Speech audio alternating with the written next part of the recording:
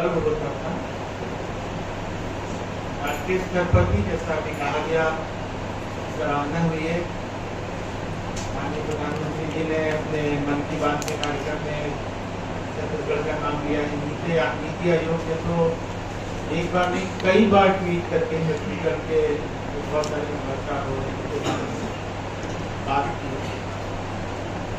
मुझे लगता है कि हमारी जो छत्तीसगढ़ की वर्तमान सरकार है, हमारे माननीय मुख्यमंत्री जी ने उनके मार्गदर्शन में हम सब लोग काम करते हैं। उन्होंने जितना बढ़ावा स्कूली शिक्षा को दिया है वैसा कम राज्यों में देखा होगा कि उनका स्कूलों के प्रति बहुत ही लगाव है। यहाँ भी कहीं वो जाते हैं, भेंट मुलाकात के कार्यक्रम में जाते हैं, पूरे प्रदेश में जहाँ घूमते हैं तो प्रयास वो करते हैं कि स्कूल में जाएं।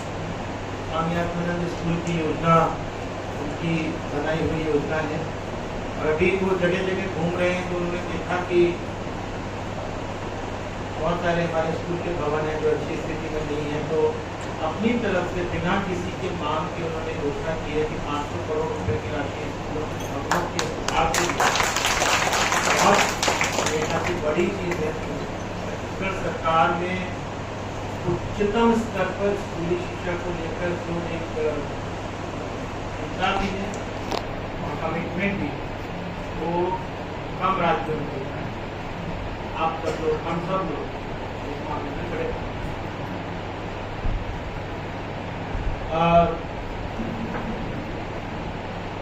जो अच्छा काम करता है उससे और अच्छा काम करने की अपेक्षा होती है, क्योंकि आप लोग अच्छा काम कर रहे हैं इसलिए और ज्यादा उम्मीदें हैं बढ़ती हैं और भी अच्छा करें। तो थोड़ी देर पहले बात हो रही थी नवाचार, ठीक है, नवाचार का तात्पर्य क्या है कि आप कोई ऐसी चीज कर रहे हैं जो पहले नहीं, लेकिन एक बात में नहीं बोलना चाहिए कि इस सबका उद्देश्य वो वही पुराना है, उस उद्देश्य में कोई परिवर्तन नहीं।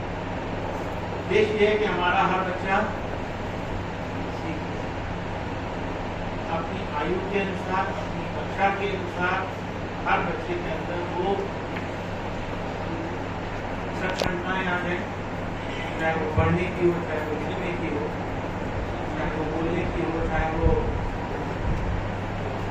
कृतित्व की हो, रचनात्मकता की हो, खेल की हो, विज्ञान की हो, कला की हो,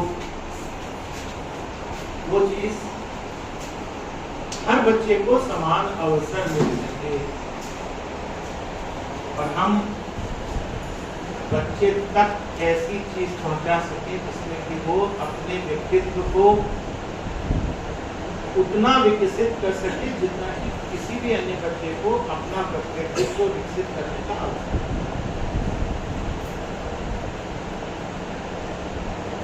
आप सब लोग तो शिक्षा के क्षेत्र में इतना काम करते हैं तो निश्चित रूप से मुझसे ज्यादा जानते हैं कि मैंने जो छोटा मोटा सीखा, ये सीखा है कि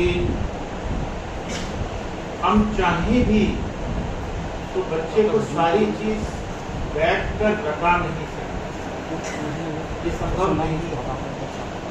कक्षा 1 से 5 तक में तो चलिए फिर भी हम पाठ्य पुस्तक छोटी छोटी पतली पतली है उसको रटा भी। 10वीं में क्या होगा, 12वीं में क्या होगा, BA में क्या होगा, BSc में क्या होगा, इतनी मोटी मोटी पुस्तकें जितना रख सकते हैं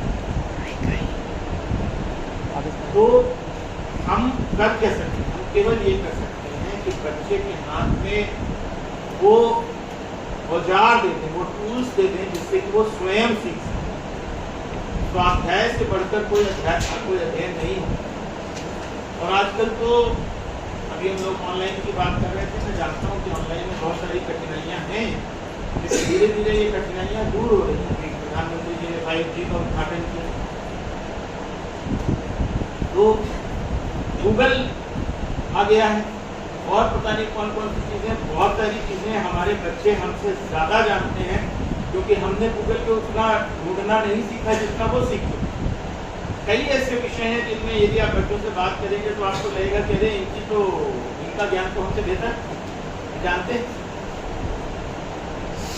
तो अगर हम बच्चे के हाथ में वो औजार देते हैं, कि वो खुद सीखना शुरू करे, तभी उसके व्यक्तित्व के विकास की चरम सीमा तक पहुंचा। और वो औजार हथियार कोई बहुत बड़े बड़े नहीं। पहला है पढ़ना। अगर किसी बच्चे को पढ़ना नहीं आता तो ना वो पाठ्य पुस्तक पढ़ सकता है, ना वो कोई अन्य पुस्तक पढ़ सकता है, ना वो अखबार पढ़ सकता है, ना गूगल पढ़ सकता है। पढ़ना सीखना होता है और समझ के पढ़ना। और अभी भी इतने दिन बाद मैंने कई स्कूलों में जाके देखा तो मैं देखता हूँ कि हम वर्णमाला से पढ़ना सिखा रहे हैं। वो सही तरीका नहीं है पढ़ने। मैं अभी प्रशिक्षण के सत्र में नहीं हूँ, नहीं तो आपको दिखाता कि कैसे शब्दों और वाक्यों के केवल अंतिम अक्षरों को लेकर के इंसान पढ़ लेता है। बीच के अक्षर अगर जब्बल भी हो जाए तो भी आप पढ़ने की भी एक टेक्नोलॉजी है। मैं इंफॉर्मेशन टेक्नोलॉजी की बात नहीं कर रहा हूँ, सिंपल पढ़ने की टेक्नोलॉजी। पावर रीडिंग, कैसे इंसान तेजी से पढ़ता है। आप सबने महसूस किया होगा जब आप नया नया पढ़ना सीखा था, छोटे बच्चे जब आप थे, तो एक पेज पढ़ने में आपको 1 घंटा लगता है। और अब ऐसी परिस्थिति है कि आप अगर कोई पुस्तक हाथ में ले तो शाम तक आप पूरी पुस्तक पढ़ डालें। तो क्या ये संभव है कि आप उस पुस्तक के हर वाक्य के हर शब्द की हर वर्णमाला को पढ़कर आप पुस्तक को पढ़ रहे हैं? पढ़ने की एक टेक्नोलॉजी, लिखने की एक टेक्नोलॉजी। लिखेंगे और एक है लिखना, मतलब सिर्फ हम जो सामने लिखा है उसकी नकल करते हैं। एक है पुराने जमाने में होता था, आजकल पता नहीं स्कूलों में आपका होता है कि जब मैं पढ़ता था तब तो रूल होता था, हिमला होता था। गुरु जी बोलते थे और हम लोग लिखते थे। और तीसरा होता है बिल्कुल अपने मन से कुछ लिखना। आपने कहा कि चलिए भाई पूर्णिमा के ऊपर, पूर्णमासी के ऊपर एक लेख लिखिए, तो वो बच्चा जो है अपने मन से लिख रहा। आपने नहीं बताया कि क्या लिखना है, पर वो अपने मन से लिख, वो उसके अंदर व्यक्तित्व को, उसकी रचनात्मकता को लिख सकता। वैसे ही संख्या की बात, आप बच्चा संख्या को सीख ले, उससे फिर जोड़ घटाना सीख ले, फिर उससे पहाड़े सीख ले, फिर उससे छोटे छोटे गणित के प्रश्न उत्तर सीख ले, तो फिर वो बड़े बड़े गणित के सवाल करने लगे। यदि तुम उसके स्वरूप को जानते, तो सवाल ये है कि आप कोई भी नवाचार करें, उसका उद्देश्य ये है कि बच्चा ये सीखे। यदि बच्चे ने ये नहीं सीखा, पढ़ना नहीं सीखा, लिखना नहीं सीखा, संख्या नहीं सीखी, पहाड़ा नहीं सीखा, तब हमारा नवाचार ज्यादा काम करेगा। दूसरी महत्वपूर्ण चीज ये है, कुछ बच्चे हैं जो स्वयं सीखते, बहुत से कारण हैं, उसका दिमाग भी तेज है। कुछ ऐसे परिवारों से आते हैं जिनके माता पिता स्वयं पढ़े लिखे हैं। कुछ बच्चे ऐसे हैं जो बहुत गरीब परिवारों के हैं, उनके माता पिता भी अनपढ़ हैं, वो घर में नहीं पढ़ा सकते। फर्स्ट जनरेशन लर्नर कहते हैं। आजकल तो हम लोग हर चीज के लिए जार्गन बनाते हैं, वो एक जार्गन है, फर्स्ट जनरेशन लर्नर। पहली पीढ़ी में सीख रहे बच्चे पढ़ना, उनके लिए मुश्किल है। घर का वातावरण, हम एक मध्यम वर्गीय परिवार में यदि जाएंगे तो वहां पर घर का वातावरण ऐसा होगा जिसमें बच्चा अपने आप बहुत सारी बातें, ईमानदारी की, बड़ों का आदर करने की, ये सब बातें वो अपने आप सीख रहा है। और कोई अगर मान लीजिए चेक कर रहा है, उसका बच्चा क्या सीख, तो परिवार का वातावरण वो भी, तो शिक्षक के रूप में हमारा जो कर्तव्य है वो तो ये है कि हम, चाहे वो बच्चा किसी भी परिवार से आता है, चाहे किसी भी वर्ग से आता है, गरीब है, अमीर है, माता पिता पढ़े लिखे हैं, अनपढ़ हैं, हमको हर बच्चे को प्रयास पास करना है उस स्तर तक पहुंचाना है। इसमें भी कभी कभी हम लोग वो नहीं कर पाते जो करने की आवश्यकता है। अक्सर हम लोग क्या होता है कि कक्षा में फ्रंट बेंच में जो बैठे हैं उनसे बात करते हैं, पीछे जो बच्चे बैठे हैं वो एक दूसरे पे चौक फेंकते रहते हैं या कागज की हवाई जहाज बना के उड़ाते रहते हैं। और बहुत सारे 10-20% बच्चे हैं जो आते ही नहीं, और हम प्रसन्न रहते हैं कि भाई हमने 5 बच्चों को पढ़ा दिया। मैं उसको कम नहीं कह रहा हूँ, 5 को भी पढ़ाया तो बड़ी बात है, कम से कम 5 पढ़ गए। पर हमारा कर्तव्य यह है कि हम कम से कम एक न्यूनतम स्तर तक तो सब बच्चों को लेकर के आए अपने गाँव। ये कैसे होगा? टेक्निक, ट्रेनिंग, उस सब की बात आप लोग जानते हैं अच्छी तरह से, मैं उसकी बात करके दोहराना नहीं। सुरेश बहुत दिनों से वो चर्चा पत्र का कार्यक्रम चलाते हैं, आप लोग सब उसके माध्यम से चर्चा करते हैं। आपकी प्रोफेशनल लर्निंग कम्युनिटी बनी है, उसमें बैठकर आप चर्चा करते हैं।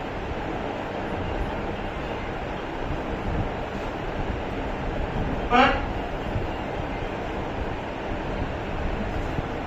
मैं संजीव की बात से थोड़ा बहुत सहमत हूँ कि आजकल सब चीज अवार्ड केंद्रित होती है,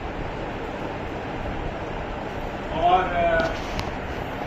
हमने बहुत अच्छा किया। फिर उसका एक आप कह रहे थे ना, फेसबुक पर आएगा, फिर आसपास के अखबारों में छपेगा।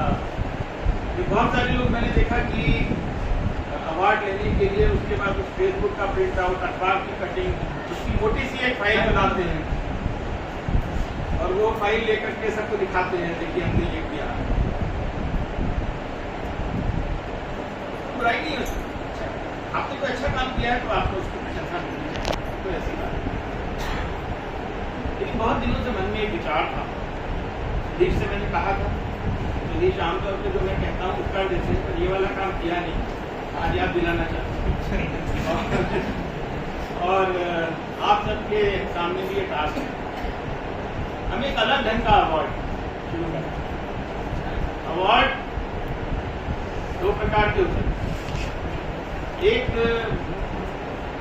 एक अवार्ड है जिसमें कि हम एक दूसरे के साथ प्रतिस्पर्धा कर रहे हैं, तुम बेहतर की मैं बेहतर।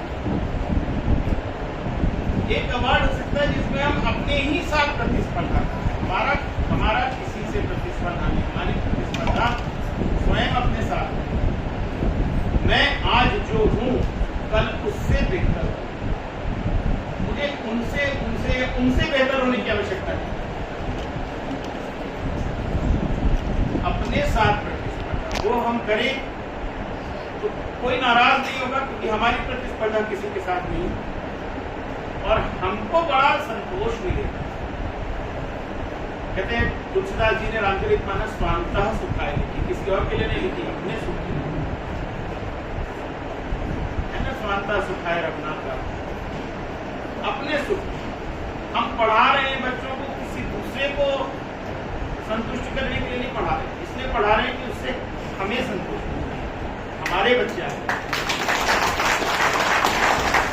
तो मैंने सुधीर से कुछ दिनों पहले कहा था, आज आप सब लोगों के सामने विकास करता हूँ, अगर हो सके तो मुझे रात हफ्ते में कुछ बनाकर दीजिएगा। हम कक्षा 1, 2, 3, 4, 5, 6, 7, 8 इतनी बात के लिए कोई एक न्यूनतम स्तर तय कर कि भाई कक्षा 1 के बच्चे को ये आना चाहिए, कक्षा 2 के बच्चे को ये आना चाहिए, कक्षा 3 के बच्चे को ये आना चाहिए। न्यूनतम, तो जब मैं न्यूनतम कह रहा हूँ तो इसका मतलब 100% को आना चाहिए। कुछ उससे ज्यादा जानते होंगे, वो इश्यू नहीं, लेकिन जो हम न्यूनतम तय कर रहे हैं उतना तो सबको आना, और वो आप तय कर दीजिए। और उसके बाद हम लोग एक ये निकालें कि भाई जो स्कूल ये कहता है, जो प्रधान पाठक जी कहते हैं कि साहब मेरा स्कूल इस स्तर पे आ गया, वो हाथ खड़ा करके कहें, आपको खड़ा करके करें या इलेक्ट्रॉनिकली, हाँ इलेक्ट्रॉनिक चैलेंज हो सकता है कि वो उसमें डाल दें कि हाँ साहब हमारा स्कूल तैयार है निरीक्षण के। और फिर जैसे आप कहते हैं ना मैडम को विजिट और देख के आए, और यदि वो ये नहीं देखना कि ये बेहतर है या वो बेहतर है, ये नहीं, जो न्यूनतम स्तर आपने तय कर दिया है उस न्यूनतम स्तर तक यदि वो स्कूल पहुंच गया तो वो अवार्ड देता। मैं चाहता हूं कि हम लोग उस स्तर तक पहुंचे कि छत्तीसगढ़ के 40,000 स्कूल हैं, 40,000 को अवार्ड मिले, कोई नहीं। और किसी में जोर जबरदस्ती नहीं कि आपको करना है, जो करना चाहे तो हाथ खड़ा करे कि हाँ साहब मैं तैयार हूँ, मेरे यहाँ जाइए देखें। और पहली चीज हम देखेंगे तो उसमें जितनी आपकी जनसंख्या सारे बच्चे होना चाहिए, नहीं तो आप सब कुछ है टेस्ट है ना। और टेस्ट आप नहीं करें, टेस्ट करेगी मैडम या जो यहाँ से जाएगा वो यहाँ से पहुंच जाएगा, वो भी मैं तय नहीं करूँ, आप ही लोग तय कर दीजिए। लेकिन हाँ किसी दूसरे जिले के जाएंगे जिनसे आपकी मित्रता हो, लेकिन वो मित्रता वश पास न करें। तो ये बात मैंने कही थी लेकिन वो कहीं हो गई नहीं। ये एक चैलेंज का सिस्टम बनाइए और उसको हम फॉर्मली सभी को भेज देखते हैं कितने लोग स्वयं। सबसे पहले तो आपको अपनी योग्यता की परख स्वयं करनी है। आपको ये महसूस हो कि मैं इस योग्य हूं कि मैं परीक्षा पास होऊंगा, तो आप कहेंगे कि हाँ आइए हमारे यहाँ देख। और देखा जाएगा आपका जो भी नाम देना, स्टार दे दें, प्लैटिनम, सिल्वर, गोल्ड दे दें, आई डोंट नो कुछ आप लोग छत्तीसगढ़ के महापुरुषों को दे दें, छत्तीसगढ़ के नदी पहाड़ पे दे दें। तो ये अगर हम करके देखें तो मुझे लगता है कि जो लोग आगे बढ़ना चाहते हैं उनके लिए स्वयं से प्रतिस्पर्धा करने का एक अवसर भी है। और असर का तो सर्वे हम अपने आप पास कर ही लेंगे जब आप इस स्तर तक पहुंच जाएंगे कि हाँ कोई भी आए हमारी परीक्षा कर ले। आप मैं ये नहीं कह रहा हूं कि आप अपने स्कूल में कौन सा तरीका अपनाएंगे बच्चों को पढ़ाने का, वो सब आपके पास हैं। इतने वर्षों से आपने नवाचार करके नए नए तरीके करके आपने बनाए हुए। एक बार मैंने एक छोटी सी पुस्तक लिखने का प्रयास किया था, करीब 150 पेज की वो पुस्तक बनी थी, जिसमें मैंने 50-60 नवाचारों के बारे में लिखा था। कोरोना के समय पर आप लोगों ने किया, लेकिन उसके बाद भी इतने सारे नवाचार जो आप लोग करने को छूट गए तो उसमें शामिल नहीं हुआ है कि पुस्तक का फिर कलेवर बढ़ता चला जा रहा था। तो मैंने कहा जितना है मेरे पास कम से कम उतना मैं समझूँ। तो आपके पास बहुत नवाचार है, आपके पास कोई तकनीक की कमी नहीं है, आपके अंदर इच्छा भी है, योग्यता भी है। अब बात वही है कि आदमी दौड़ता है तेज तब दौड़ता है जब उसके सामने कोई लक्ष्य होता है, तब उस लक्ष्य को प्राप्त करने के लिए दौड़ता है। तो आपको एक लक्ष्य की आवश्यकता है। वो लक्ष्य मैं ये देना चाहता हूँ आपको, एक दूसरे के साथ प्रतिस्पर्धा मत करिए कि कौन आगे पहुंचे, अपने साथ करिए और ये बताइए कि मेरे विद्यालय में जितने भी बच्चे पढ़ते हैं उन सब ने न्यूनतम स्तर को प्राप्त। जब आप कहेंगे तब हम लोग किसी न किसी को आपके ही नीचे किसी न किसी को भेजेंगे। ये मुझे लगा कि आपको अगर अच्छा लगे तो जरूर मुझे कोई छोटी सी स्कीम 2-3 पेज की बना के दीजिए ना, साथ दे दीजिए, एक क्राइटेरिया बना लीजिए और सबको अवार्ड देंगे बशर्ते वहां पहुंचे। आप सबों ने मुझे बुलाया,